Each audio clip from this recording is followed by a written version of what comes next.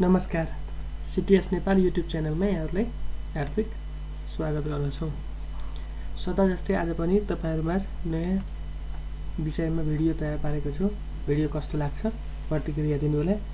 साथै यस च्यानलमा नयाँ आउनुहुन्छ भने सब्स्क्राइब गर्न नबिर्सनुहोला। आज हामी तपाईहरुमाझ विन्डोज 10 अथवा 11 मा विन्डोज डिफेन्डर पर्मानेन्ट डिसेबल चाहिँ कसरी गर्ने भन्ने विषयमा भिडियो तयार पारेको छु। र यो किन आवश्यक छ? यो कहिलेकाहीँ हामीले क्र्याक भर्जनहरु चलाउँदा क्र्याक फाइलहरुलाई राखिसकेपछि हाम्रो सफ्टवेयर नखुल्ने अनि डिफेन्डरले हाम्रो त्यो फाइलहरुलाई हटाइदिने समस्या भयो भने त्यसलाई पर्मानेन्ट डिसेबल गर्न पनि सकिन्छ। त्यस्तो अवस्थामा कसरी गर्न सकिन्छ तपाईहरुमाझ बताउन गइरहेको छु। सुरुमा हामी सर्चमा गएर रजिस्ट्री हान्न सक्छौं। रजिस्ट्री एडिटरमा गएर जानुस् अनि यहाँ एस गर्नुस्। यो गरिसकेपछि अनि हाम्रो यसलाई म्याक्सिमाइज गराएँ अनि यतापट्टि अगाडि देखाएँ।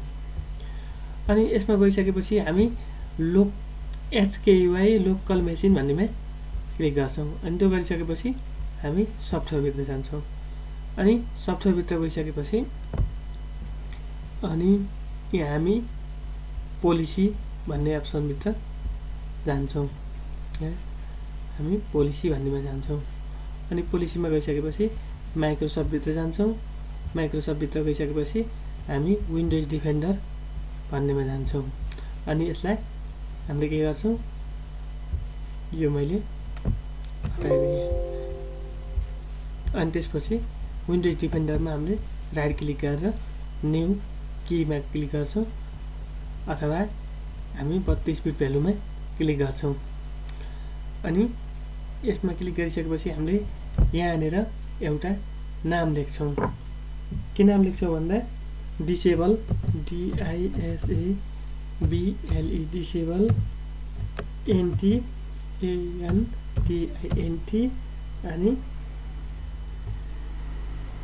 SPYWARE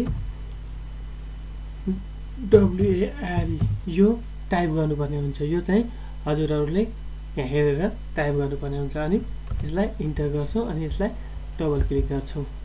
डबल क्लिक गरिसकेपछि भ्यालु डाटामा यहाँ 0 छ, हामीले 1 राखेर अनि ओके गर्छौं।